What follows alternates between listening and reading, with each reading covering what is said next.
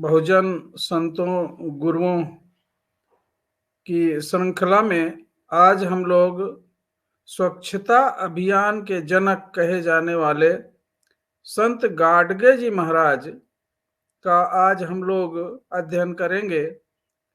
तो इस श्रृंखला में गाडगे जी महाराज का जन्म महाराष्ट्र के रत्नागिरी जिले के शेण गांव में 23 फरवरी 1876 में उनका जन्म हुआ था। उनके पिताजी का नाम झिंगराज जी और उनकी माता जी का नाम सखूबाई था। उनका विवाह 1892 में संताबाई के साथ हुआ था। तो साथियों, बचपन में संत गाडगे जी का महाराज जी का नाम डेबू जी के नाम से लोग उन्हें जानते थे। वो एक बहुत ही गरीब, अत्यंत गरीब परिवार में उनका जन्म हुआ था। और उनके परिवार के लोग अपनी रोजी रोटी के लिए, अपना पेट पालन करने के लिए कपड़े धोने का काम करते थे। गांव के लोगों के गंदे कपड़े इकट्ठा करके उनको तालाब और नदी या के किनारे घाट बनाया हुआ था, तो वहीं पे वो कपड़ा धोते थे और उनको शाम को वापस कर देते थे। तो साथियों, उनका जो बचपन है बहुत गरीबी में बीता और उनके 4-5 साल की अवस्था में ही उनके पिताजी का देहांत हो गया। देहांत होने का कारण क्या था कि उनके गांव में ज्यादातर लोग गरीब लोग थे और वे गरीब लोग कच्ची दारू, जो कच्ची दारू गांव में लोग बनाते हैं, देसी दारू, वो बनाते थे और गांव के ही लोगों को बेचते थे। तो हर व्यक्ति नशे की लत का शिकार था। वो धीरे धीरे वो उस नशे के कारण उसकी मृत्यु हो जाती थी। उनके पिताजी की मृत्यु भी उसी शराब के, दारू के नशे की लत के कारण उनकी मृत्यु हुई। तो उनकी माताजी इस दुख को बर्दाश्त नहीं कर पाई, बहुत सदमे में जाके बचपन में ही ये शेण गांव छोड़कर अपने मायके चली गई। तो उनके मायके में भी इधर उधर वो भी गरीबी का ही परिवार था। तो डेबू जी, जो बचपन का नाम इनका था, तो उनकी पढ़ाई लिखाई उनके ननिहाल में भी नहीं हो पाई। तो उनके ननिहाल के लोग भी खेती बाड़ी या इसी तरह के मजदूरी का काम करते थे। तो डेबू जी को सुबह पशुओं के साथ इनको ले जाने को बोल देते, तो ये पशु चराने का काम करते थे। पशु चराते, थोड़ा बड़े होते गए, थोड़े से बच्चों में बहुत सारे लोग, गांव के लोग जाते थे पशुओं के साथ में। तो वहां पर उनके साथ खूब मनोरंजन उन बच्चों का करते, उनको नाच गाना इस तरह का ये सब चीजें सुना सुना के तो लोगों को खुश रखते। तो इस तरह से उनका जो आचरण था वो थोड़ा सा एक सुधारवादी, ये जो तमाम गांव में बच्चों के अंदर बुराइयां या नशे की आदत या इस तरह की जो भी तंबाकू की आदत या इस सब को उन्होंने छोड़ने के लिए और सफाई करना, वहीं पे जाके लोगों को सम्मिलित करके गांव के जहां कूड़ा है वहां लोगों की सफाई करते। तो इस तरह से धीरे धीरे उनके मन में जो गांव की दुर्दशा है, जो सामाजिक दशा है, जो बुराइयां हैं, इनसे उनका मन दुखी हो गया और 20 वर्ष की आयु में उन्होंने अपना घर छोड़ दी, घर से निकल गए। जब उन्होंने घर छोड़ा तो उनके हाथ में एक लाठी थी और एक मिट्टी का लोटा था। एक लाठी, मिट्टी का लोटा, और अपने कपड़े भी उन्होंने उतार के फेंक दिए। उसकी जगह तमाम फटे पुराने कपड़ों को इकट्ठा किया था, उनका एक चीवर बना लिया, जोड़ गांठ के सी के उनका एक चीवर ओढ़ने का बना लिया। तो ये 3 चीजें उनके हाथ में थी और वो अपने घर से निकल गए। तो जब इस तरह का उनका वेशभूषा थी, ऐसे फटे पुराने चीथड़े कपड़े, तो जहाँ जिस गांव में जाते वहां के कुत्ते भौंकते, उनको दौड़ाते, उनको काटने के लिए उनके हाथ में डंडा होता था। तो कुत्ते ही नहीं, लोग भी उन्हें पागल कहते, बच्चे उनके पीछे पीछे हो लेते, चिल्लाते और ये सब करते पागलों की तरह, मगर उन्होंने कोई अपनी ये डरे नहीं। तो उनके हाथ में वो एक जो बर्तन मिट्टी का होता था, तो उसको महाराष्ट्र में गड़गा बोलते हैं, गड़गा, गडगा। तो गडगा ये बोलने से तो ये हाथ में इनके हरदम रहता था, हाथ में मिट्टी का बर्तन, तो इसलिए उनको गाडगे बाबा के नाम से लोग जानने लगे। जहां भी जाते उनको लोग गाडगे बाबा के नाम से जानने लगे, बहुत प्रसिद्ध हो गए। तो वो जो हाथ में उनके एक मिट्टी का गड़गा, एक डंडा, एक झाड़ू और वो चीथड़ों वाली उनकी चीवर, ये गांव में होती थी। और गांव, किसी भी जहां गांव में जाते तो उस गांव में जो भी कूड़े के ढेर होते उनकी सफाई करते पूरा।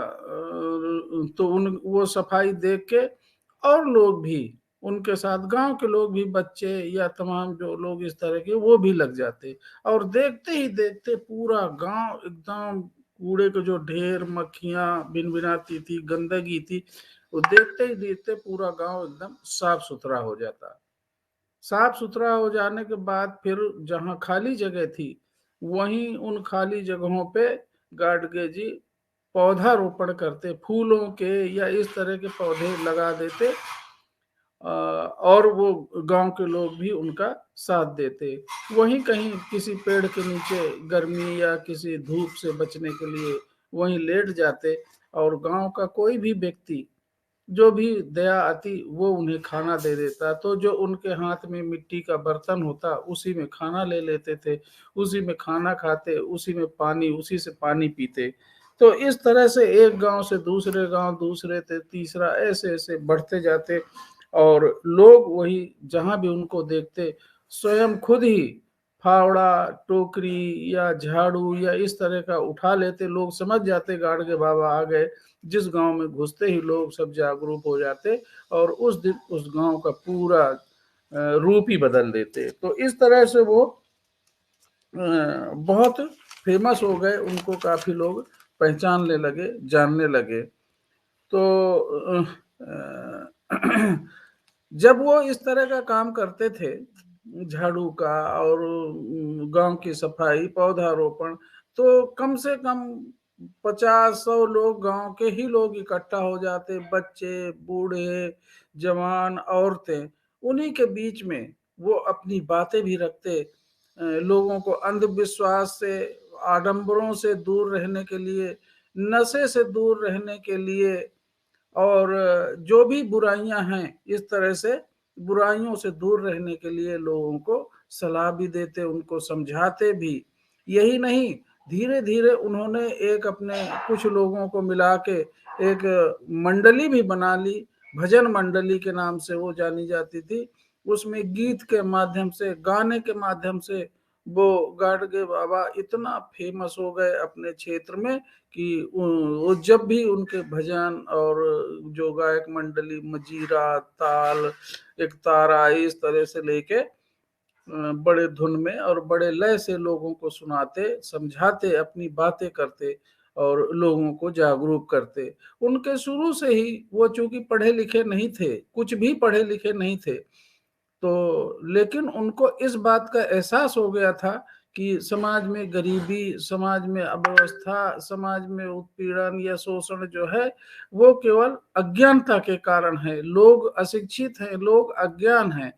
इसलिए उन्होंने गांव-गांव में जहां भी गांव वालों का साथ मिलता, पैसे इकट्ठा करते, वहां स्कूल खोलते, वहां धर्मशालाएं खोलते, वहां छात्रावास खोलते, विद्यालय खोले, स्कूल खोले, तालाब बनवाए बहुत से, और उन्होंने कुएँ खुदवाए, इस तरह का सार्वजनिक जो सबकी भलाई के काम गाडगे जी महाराज ने बहुत किया।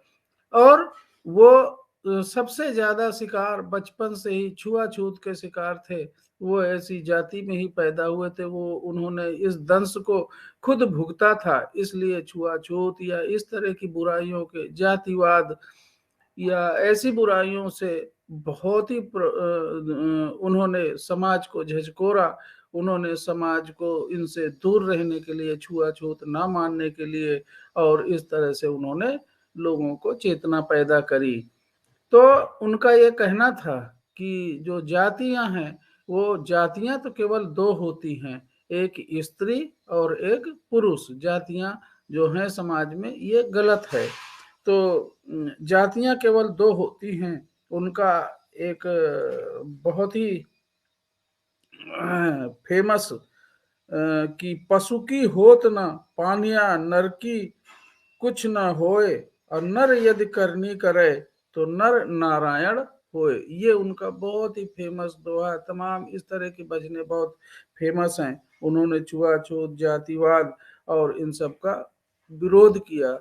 सही अर्थ में गाडगे जी महाराज का जो व्यक्तित्व है, आज जो सफाई अभियान के रूप में चाहे किसको याद किया जाए, लेकिन इतिहास को खोजने के बाद यही प्रथम पुरुष हैं, प्रथम संत और ऐसे महानायक हैं, जिन्होंने सफाई या स्वच्छता अभियान स्वयं करके दिखाया और जगह-जगह महाराष्ट्र के रत्नागिरी और दूर-दूर बड़े-बड़े इलाकों में ये बहुत फेमस हैं। आज भी लोग इन्हें स्वच्छता अभियान के जनक के रूप में जानते हैं। यही नहीं, स्वच्छता अभियान के अलावा समाज सुधारक के रूप में उन्हें जानते हैं। उन्होंने एक सामाजिक क्रांति की शुरुआत की। एक बहुत बड़े क्रांतिकारी के रूप में जाने जाते हैं गाडगे जी महाराज। तो ऐसे गाडगे महाराज जी के पद चिन्हों पे चलने के लिए बहुजन समाज के लोगों से मेरी अपील है, ऐसे संतों गुरुओं के इतिहास को हम लोग जानें, उनको समझें और उनके बताए हुए रास्ते पे चलें। यही हमारा कर्तव्य है, यही हमारी मुक्ति का मार्ग है। अपने बहुजन समाज को शोषण, अज्ञानता से हम लोग मुक्ति दिला सकते हैं। ऐसे महानायक हमारे बीच में हैं, जिन्होंने हमें अज्ञानता से दूर रहने के लिए ऐसे उपाय बताए। तो साथियों, ऐसे महानायक को मेरा सत-सत नमन और इस प्रण के साथ कि हम उनके बताए हुए रास्ते पे चलेंगे, बहुजन समाज के मूवमेंट को हम ऐसे महानायकों के द्वारा बढ़ाएँगे। जय भीम, नमो बुद्धाय, नमस्कार।